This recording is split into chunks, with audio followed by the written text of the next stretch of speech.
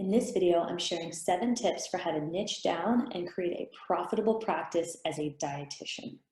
There are specific ways for you to focus your message and niche down with a step-by-step framework, and I'm going to share that with you today to save you time and energy because this process doesn't have to be confusing, and I don't want you to take any longer to get more clear with your messaging, because the more clear you are with how you present yourself on social media, the faster that you're going to get people who are applying for your services, and then you can enroll them into your coaching business and go from 0 to 6 figures.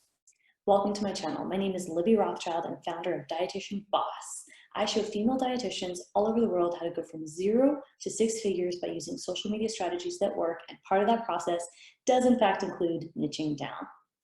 Here's where to start. Tip 1, ask yourself, why are you doing this? Now, I tell all my clients when we get started to read the book Start With Why, or at least watch the TED Talk by Simon Sinek. And I really love that book because it gets you to critically think about why you're doing what you're doing. And the premise of the book is that people don't care what you do, they care why you do what you do. So I want us to all think as dietitians why we're here and why we want to niche down in the first place, why we want to grow our practice. And the answer at first might be pretty superficial, such as, I want to help people. And where that is true, I want you to dig deeper and ask yourself, why do you want to help people? What type of person do you want to help? Why is that important to you? And in that exploration process, you're going to unpack the real true meaning as to why you want to, create your business. And that is really important for you to think about, because on difficult days and happy days and easy days and just throughout your journey, you're going to need to reflect back on why you're here. I have a great example of a client of mine that's done a fantastic job reflecting on her why, and she's been able to incorporate her higher purpose into her brand messaging. Talene Halakatorian of PCOS Weight Loss, we were together, working together in a coaching one-on-one capacity for a year, and she grew from 0 to 6 figures, multi-6 figures actually, using Instagram marketing.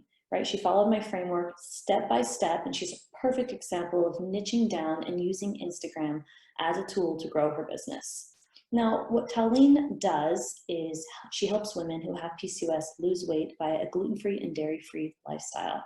Now, when Talene and I did some digging and we did some exploration as far as the niching down process I guide all my clients through, she started to write her bio, and together we found that her weight loss journey was something that mattered to her, and it was something that she wanted to be able to share and communicate with other women around the world so that she could empower women who have PCOS to really, she wanted to empower women who have PCOS to lose weight by the lifestyle that helped Talene. And so in her reflection and journey as to what was important to her, Talene created a business around providing a clear solution, PCOS weight loss, for the problem, which is women who have excess weight and want to lose it.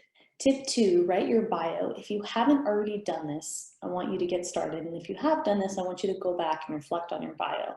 Now, I'm not asking for a 2-page biography, and I'm not asking for a stuffy biography that maybe you sent to when you applied for your internship. I'm talking about a biography that would or should be written for either a website, not that you need one now, or just in general for you to use as a point of reflection.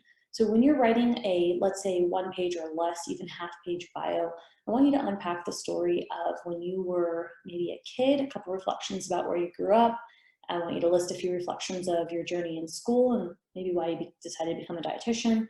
And then a few reflections of your current life. For example, if you have a family, kids, a dog, and wherever you live now. When you're writing your biography, typically there are some common themes that come up from when you unpack your why statement, meaning why you're doing what you're doing, and then your biography. And when you combine your why you're doing what you're doing and your biography, and you see similarities, what you can do is then unpack how those similarities might be able to translate into your messaging. And that's the first place I start with clients when we are working through my niching down framework.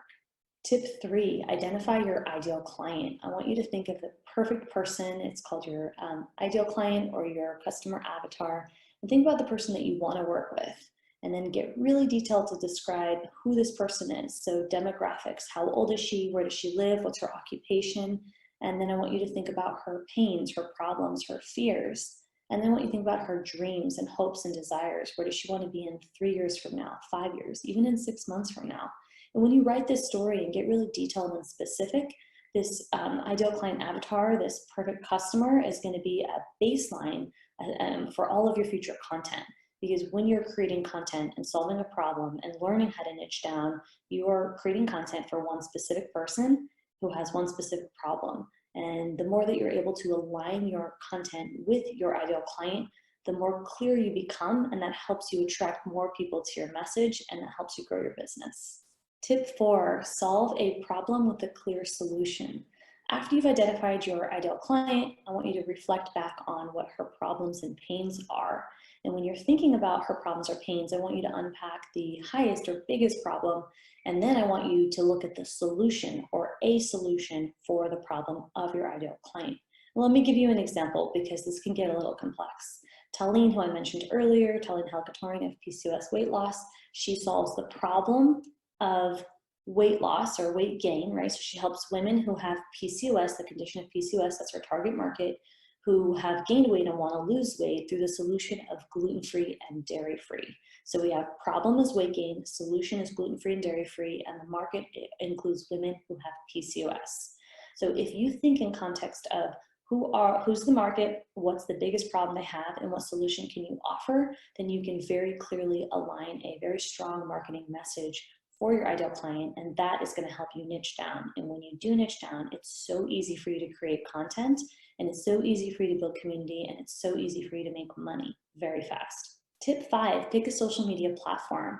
After you are clear with who you're talking to, what problem you're solving, and the solution that you're providing for your ideal client, you then need to find out, well, where are you going to market yourself?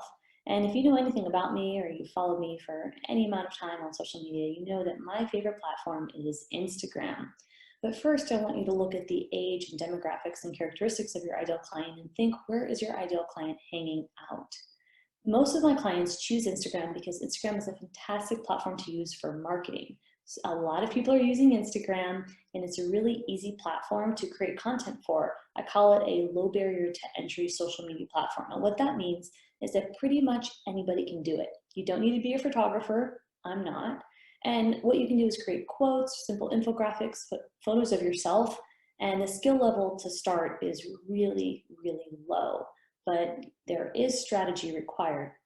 But I've shared my tips with you. So as long as you're able to identify who your market is, find the problem that they have, the biggest problem, and provide a clear solution, when you identify that your market does in fact use Instagram regularly, then you can show up on Instagram, and that will help you build your brand. Tip 6, be consistent. After you've identified your social media platform and you're really clear with who your target market is, the biggest problem that they struggle with, and the solution that you provide, you want to consistently create content on social media for the platform that you've chosen to be a resource for your ideal client. And when you're doing this very regularly, you're showing up and you're showing your face, you're going to easily naturally attract clients to come to you, so that you don't even have to go to them. Because when you create really good targeted content to solve for the biggest problem, people will come to you. But you do have to be consistent, because people have to know you, like you, and trust you, and they only develop those feelings after you show up consistently. Tip 7, promote yourself. Just showing up isn't enough unless if you let people know that you're taking clients. Consumers, they just don't know. If you don't tell them that you have a service to provide a solution for them and that you are taking clients, then they might assume that you're not available. So you do have to tell people that you're taking clients and tell them exactly what to do. I call that a call to action. So when you're using calls to action regularly, they can be in the form of words, so you can type them out. They can be in your captions on Instagram. You can type them out in your stories. They can be in the form of you speaking if you go on video on Instagram in your stories. And they can also be in the form of the actual post itself. So you want to make sure that through the different options on social media, I'm using Instagram as an example, you're very regularly using calls to action to drive business, so that you are telling people that you're taking clients, they know that you're available, and that's going to get them to apply to your services. And when you get people, the right type of person, to apply to your service, you have a better chance of enrolling them into your coaching business.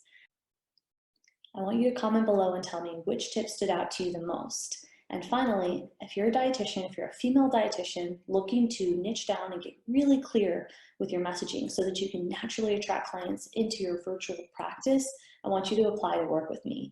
I've helped thousands of dietitians all around the world use social media marketing to grow their business from 0 to 6 figures. And I would be thrilled to support you on your journey so that you can become your own boss.